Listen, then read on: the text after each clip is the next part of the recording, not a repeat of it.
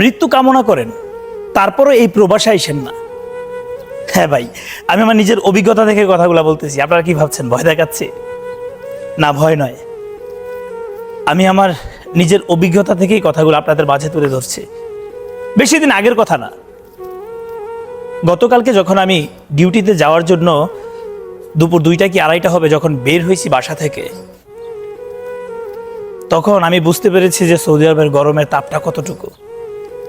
অবশ্য সবসময় গরম লাগে, তবে গতকালকে আমার এত পরিমাণ গরম লাগছে। আমি যখন দোকানে যাই, দোকানে যাওয়ার পর একটা হাওয়া আসছে, ট্রাস্ট মি, আমার কাছে মনে হয়েছে একটা সময় আমার নাক দিয়ে মনে হয় হয়তো আগুনের কোনো ফুলকি ঢুকতেছে, এত পরিমাণ গরম হাওয়া। এই দেশের তাপটাও তো অনেক বেশি, তার মধ্যে আবার গরম হাওয়া। তবে যখন আমার এই ফিলটা হলো, আমি যখন গতকালকে বের হয়েছি, তখন একটা জিনিস চিন্তা করছি, আমার কত প্রবাসী ভাই আছেন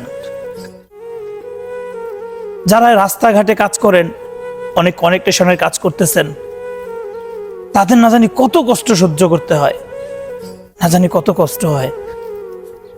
আসলে সেই অভিজ্ঞতা থেকে আসলে আজকের এই কথাগুলো বলতেছি, আপনাদেরকে ভয় দেখানোর জন্য নয়। তবে একটা কথা না বললেই নয়, আমাদের প্রবাসী ভাই যারা আছেন, রাস্তাঘাটে যারা কনেকটেশনের কাজ করতেছেন,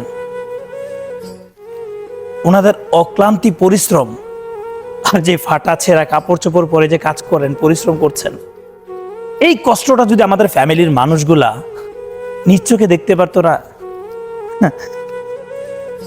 তাহলে অন্তত পক্ষে আর যাই হোক বিলাসিতা জীবনেও করতো না। কখনো গর্ব করে বলতো না আমার ঘরের একটা প্রিয় মানুষ যিনি প্রবাসে আছেন।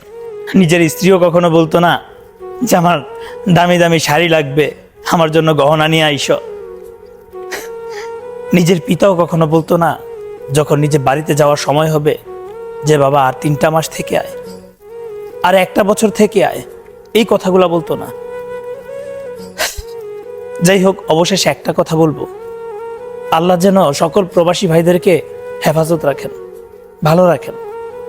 এমন অনেক নতুন ভাই আছেন যারা আছেন এই সৌদি আরবে এবং নতুন আসছেন, এই গরমের তাপ সহ্য না করতে পেরে অনেকের নাক দিয়ে মুখ দিয়ে হয়তো বা ব্লাডিংও হয়, সেই ভয়ে অনেকে চলেও যায় দেশে।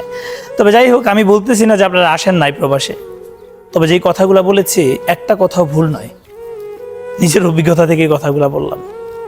ভালো থাকুক সকল প্রবাসী ভাই যারা আমার দেশের জন্য, আমার দেশের মানুষের জন্য অক্লান্তি পরিশ্রম করছেন, খেটে যাচ্ছেন। আল্লাহ হাফেজ, ভালো থাকবেন সবাই। আসসালামু আলাইকুম।